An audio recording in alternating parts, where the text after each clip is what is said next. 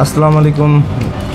আজকে এমার্জেন্সিভাবে ঢাকা যাচ্ছি, কারণ আমার ফ্রেন্ডের এক্সাম আছে কালকে। সো এই জন্য ঢাকায় আসা। সো আপনাদের সাথে আজকে একটা বাস্তবিক জ্ঞান বা বাস্তবিক কিছু তুলে ধরার চেষ্টা করতেছি। আপনাদের একটা সহজ জিনিস বোঝাই। ধরেন আপনার বাবার টাকা আছে, লাইক একজনের বাবার টাকা আছে, যে কোনো অ্যামাউন্ট হোক। মনে করেন যে সে চাইলে যখন এইটা ওইটা কিনতে পারে বা ওইভাবে ওইসব পর্যায়ে যাইতে পারে। বাট আমরা যারা মিডিল ক্লাস, আমাদের ক্ষেত্রে কিন্তু এইটা হয় না। লাইক আমরা যদি আমাদের একটা খুবই ছোট স্বপ্ন পূরণ করতে যাই, তাহলে আমাদেরকে অনেকবার ভাবা লাগে। প্রথমত ভাবা লাগে যে ফ্যামিলি কী বলবে বা সমাজ কী বলবে, এইরকম।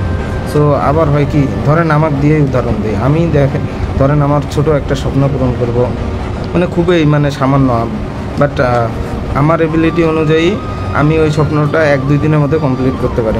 আমার যে কোনো একটা ড্রিম পূরণ করার জন্য বা যে কোনো কিছু কেনার জন্য, আলহামদুলিল্লাহ আই হ্যাভ অ্যাবিলিটি, আমি ওইটা 2 দিনের মধ্যেই করতে পারবো। কিন্তু আমি করি কি, ওই ড্রিমটা পূরণ করার জন্য একটা লং টাইম নেই। মনে করেন যে ধরেন 1 মাস 2 মাস এইরকম আস্তে আস্তে টাকা জমানোর পরে ওই জিনিসটা করি বা ওই জিনিসটা কিনি। কেন এরকম হয়? এটা মধ্যবিত্ত ফ্যামিলির যারা আছেন তারা এটা খুব ইজিলি বুঝতে পারবেন যে আসলে আমি এমনটা কেন করি। তাও আমি বলে দিচ্ছি যে কেন আমি এরকমটা করি। ধরেন আপনি হুটহাট করে একটা জিনিস করলেন, লাইক আমার সাথে অনেকজন থাকে বা কানেক্টেড আছে, বা আপনার সাথেও অনেকজন কানেক্টেড থাকতে পারে।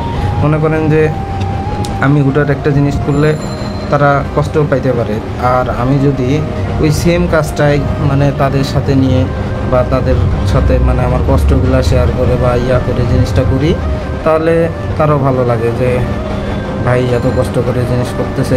এইটা দেখে যেন তারা ইন্সপায়ার হয়। এইটাই না যে জীবন মানেই যে সব, এরকম কিছু না। জীবন হলো নিজে শেখা, পাশাপাশি মানুষকে ইন্সপায়ার করা বা তাকে শিখতে সাহায্য করা, এটাই জীবন। এইভাবে চললে আলহামদুলিল্লাহ নিজের জীবনটাও খুব সুন্দরভাবে সাজানো যাবে, প্লাস আপনি না চাইলেও মানুষের জন্য কিছু করতে পারবেন।